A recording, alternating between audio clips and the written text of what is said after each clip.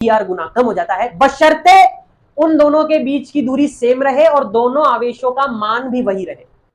अब इन दोनों के बीच में जो गुलगुलू होता है, यानी कि जो इंटरेक्शंस होते हैं, आकर्षण या प्रतिकर्षण, जो भी इंटरेक्शन हो रहा है, ट्राई कर लिया माय डियर लालाज एंड लालीज।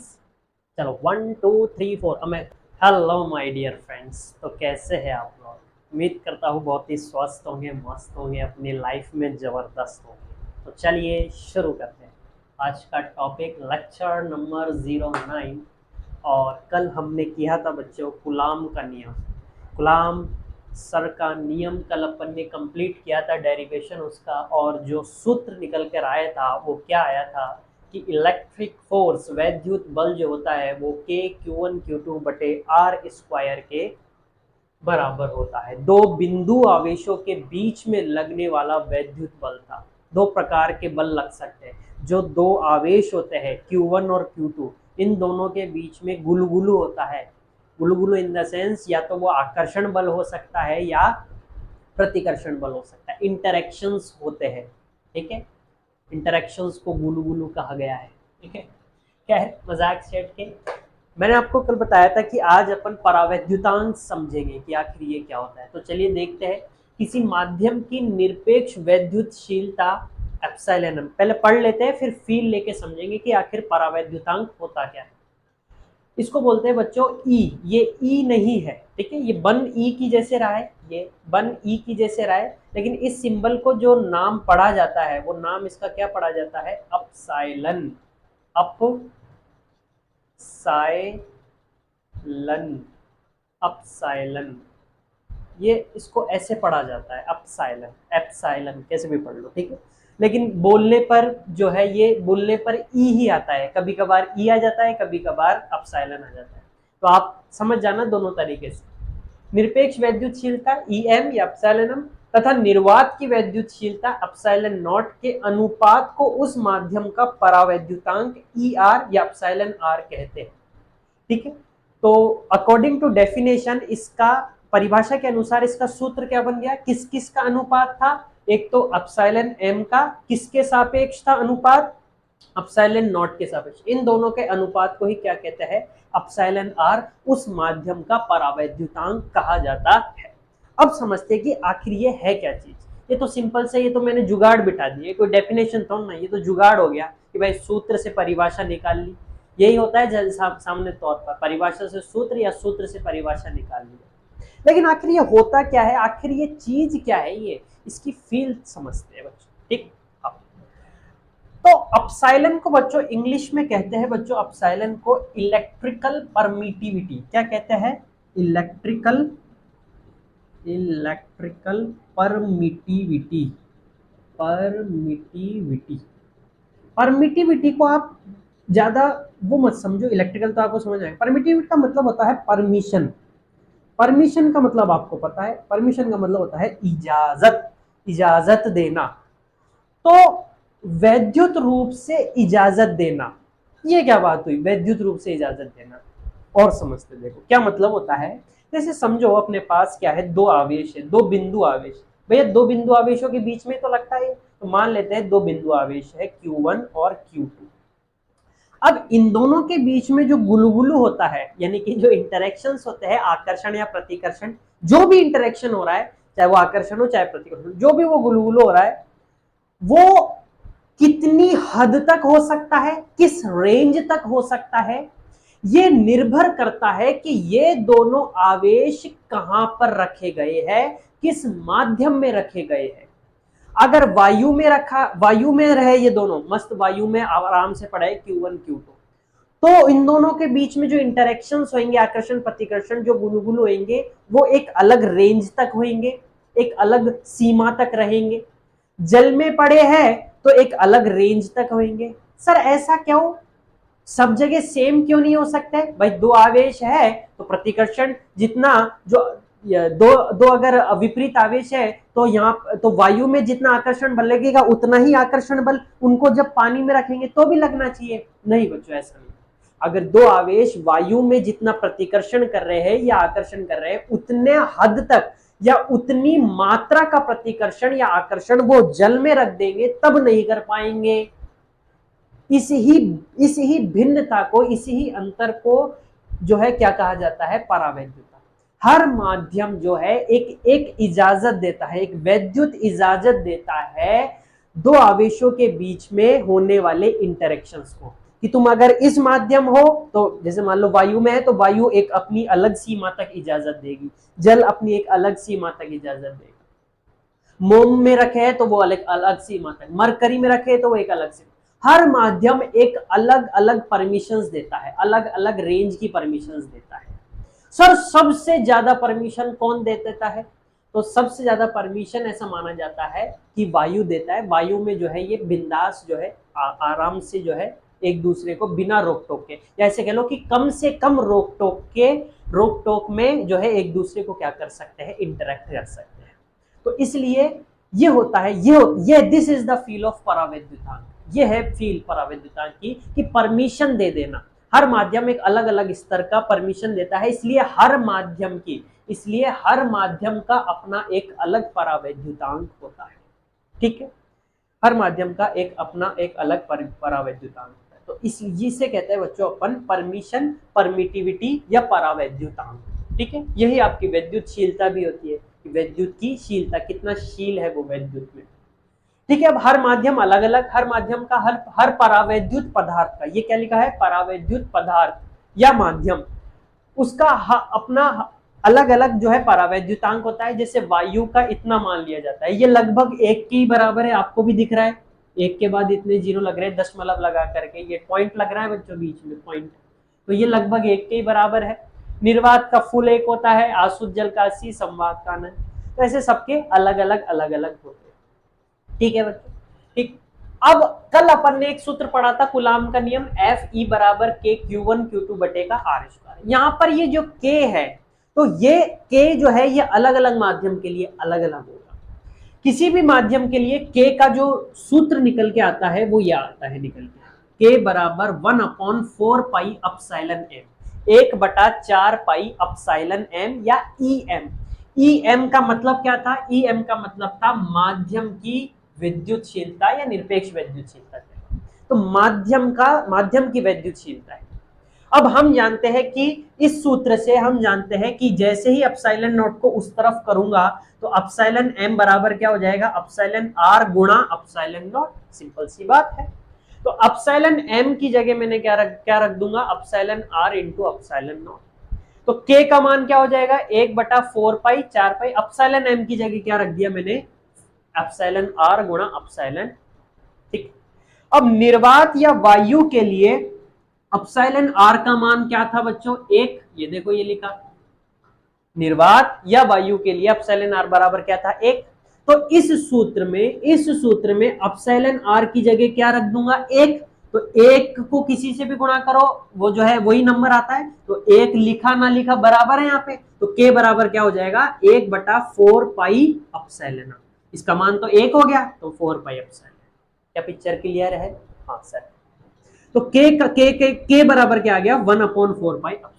इस K का मान इस सूत्र में रख दूंगा तो FE बराबर कौन क्या है सूत्र, K Q1 Q2 बटे R स्क्वायर, और K की जगह क्या रख दूंगा, 1/4 पाई एप्सिलॉन। अब मैंने आपको कल ही बताया था, लास्ट लेक्चर में, कल के लेक्चर मैंने आपको बताया था कि ये जो K होता है, ये जो नियतांक है, अनुक्रमानुपाती नियतांक, इसका मान क्या बताया था मैंने आपको, 9 गुणा 10 की घात 9। एक सवाल भी कराया था। तो इसका मतलब ये जो होता है K, जिसका मान ये होता है, और यहाँ पर ये जो K है ये क्या है, 1/4 पाई एप्सिलॉन। क्यों, क्योंकि वायु के लिए अब एप्सिलॉन R को क्या रख दिया था, 1, तो क्या बच गया ये, तो यानी कि इस पूरे नियतांक का मान क्या आता है, 9 गुणा 10 की घात। ठीक है, ये जो K है इसका मान ये था, लेकिन ये K असल में है क्या, 1/4 पाई एप्सिलॉन, यानी कि 1/4 पाई एप्सिलॉन नॉट का मान क्या है, 9 गुणा 10 की घात। ठीक है बच्चों, तो ये था बच्चों अपना आज का लेक्चर। ठीक है, और चलिए तो कुछ सवाल करके देखते हैं अपन, और किस पर आधारित, इस पर आधारित, कूलाम के नियम पर आधारित कुछ और सवाल करके देखते।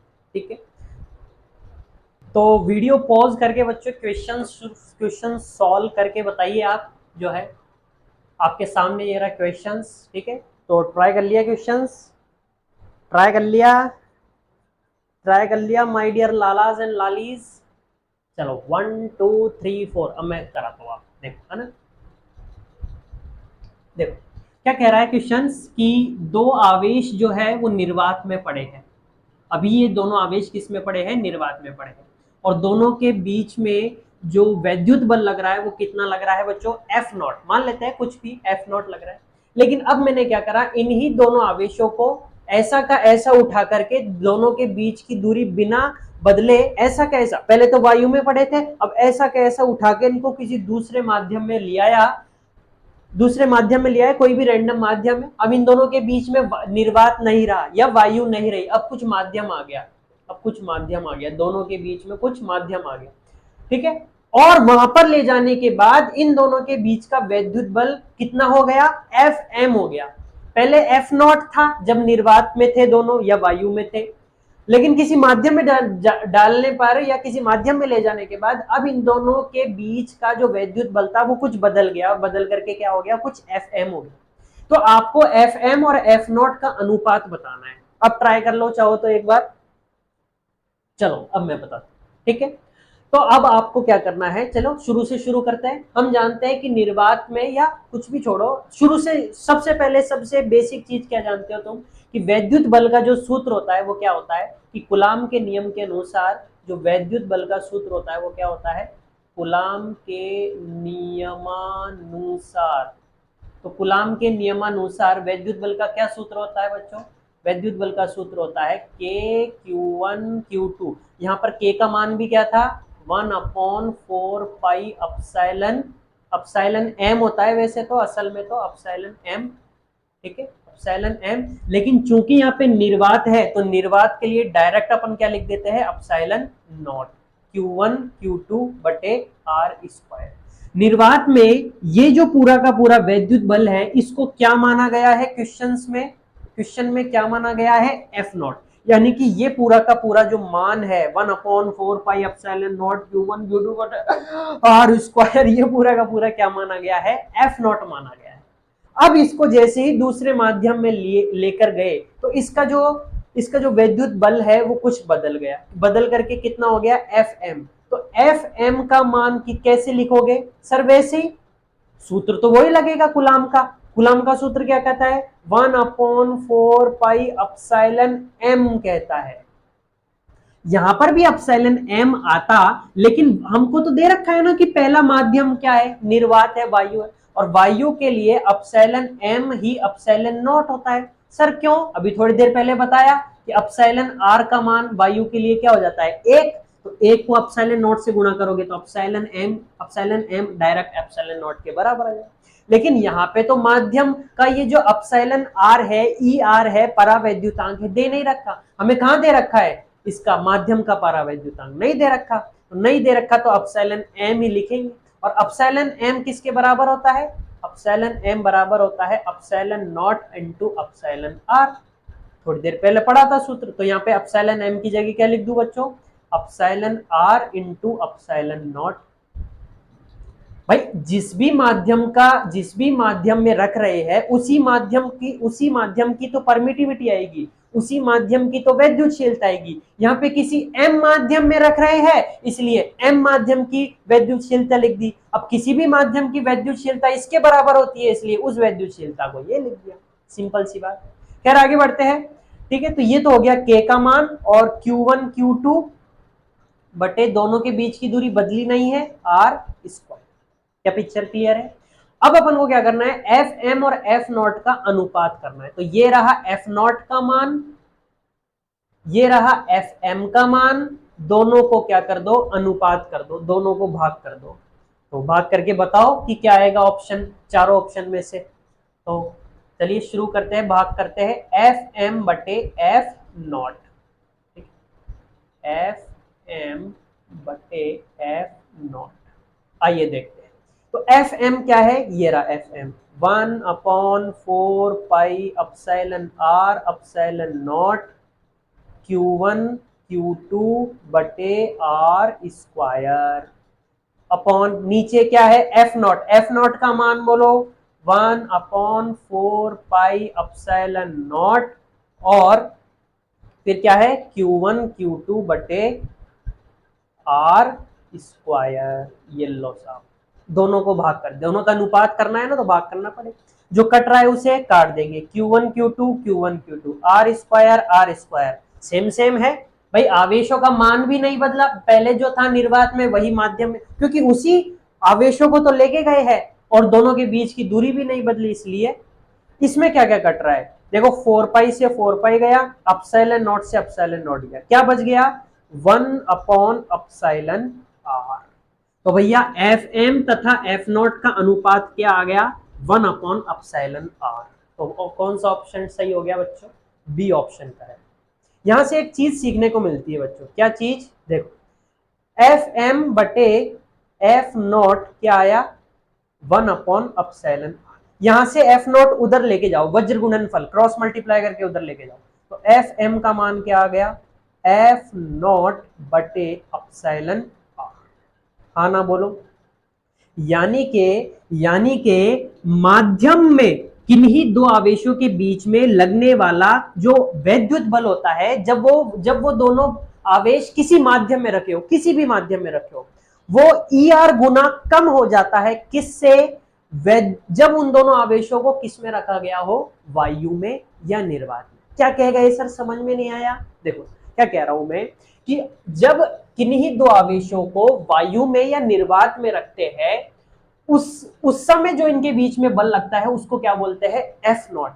तो यहां से शिफ्ट करके किसी भी यादृच्छिक माध्यम में ले जाओ, वायु के अलावा या निर्वात के अलावा किसी भी और माध्यम में ले जाओ, किसी भी और माध्यम में, हमेशा उसका जो बल है वो कम हो जाएगा। कितने गुना कम हो जाएगा, ई आर गुना कम हो जाएगा। कितने गुना कम हो जाएगा बच्चों, ई आर गुना कम हो जाएगा हमेशा।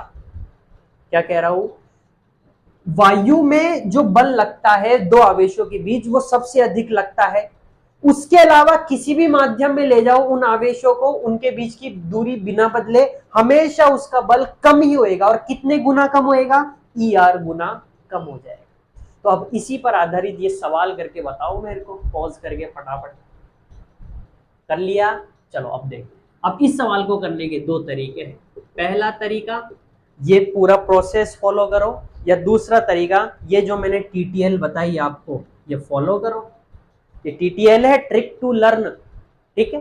तो बताओ किससे करना चाहोगे, पूरा या वैसे? चलो दोनों कर देते हैं। मेथड नंबर 1, M1 मतलब मेथड नंबर 1, विधि नंबर 1 क्या कह रहा है, यही पूरा तरीका वापिस से लगाओ, पूरा का पूरा वापिस से।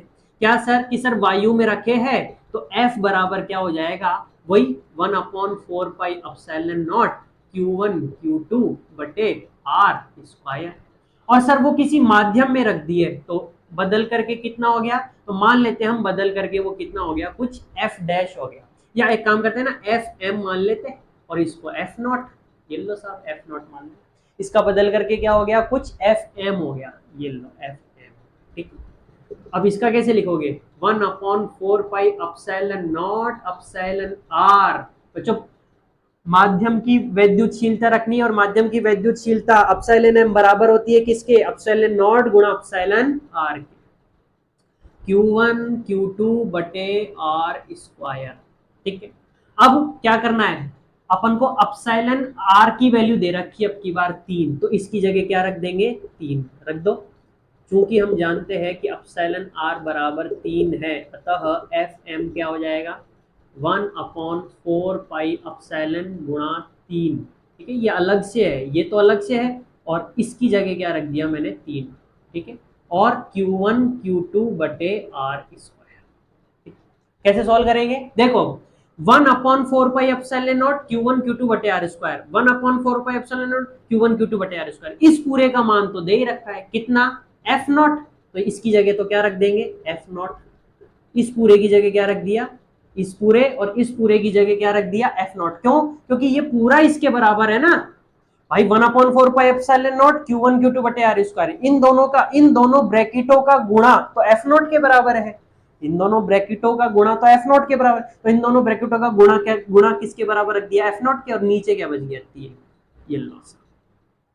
तो आपका ये जो बल है, ये जो माध्यम में लगने वाला बल है, कितना आ गया, इसका 3/3 गुना कम हो गया, 3 गुना इसका क्या हो गया, कम हो गया। तो एक तरीका तो ये आप पूरा लिखो और इसको इसके बराबर लिखो और ये। दूसरा तरीका trick to learn, method number 2 क्या कह रहा है, हमने हमने पढ़ रखा है कि साहब ये सूत्र होता है एक तरीके का F not by E R, कि माध्यम में लगने वाला जो वैद्युत बल है वो निर्वात में लगने वाले वैद्युत बल से ई आर गुना कम हो जाता है, बशर्ते उन दोनों के बीच की दूरी सेम रहे और दोनों आवेशों का मान भी वही रहे।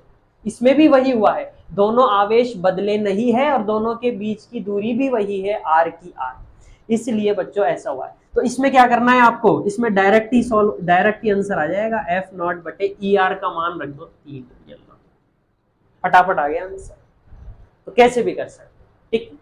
तो ये था बच्चों आपके आज के सवाल, ठीक है, और बाकी कुछ एक सवाल कल कराते हैं, ठीक है, और इंटरेस्टिंग सवाल हैं वो कल कराते हैं, या एक सवाल आप घर के लिए ले जाओ, ठीक है, एक सवाल आप घर के लिए ले जाओ, ये वाला मिटान रहो बच्चों, इसकी जगह एक सवाल दे रहा हूँ आपको घर के लिए, वो आपको खुद करके लाना है, ठीक है, और इनसे थोड़ा सा अलग हटके, जी नहीं वैसे तो सेम ही है लगभग, जैसे मान लो दो आवेश है Q1 Q2, दोनों के बीच की दूरी दे रखी है R, अब मैंने थोड़ा सा एक चेंज कर दिया और ये दोनों निर्वात में रखे हैं, ठीक है, और इन दोनों के बीच में लगने वाला वैद्युत बल कितना है F0।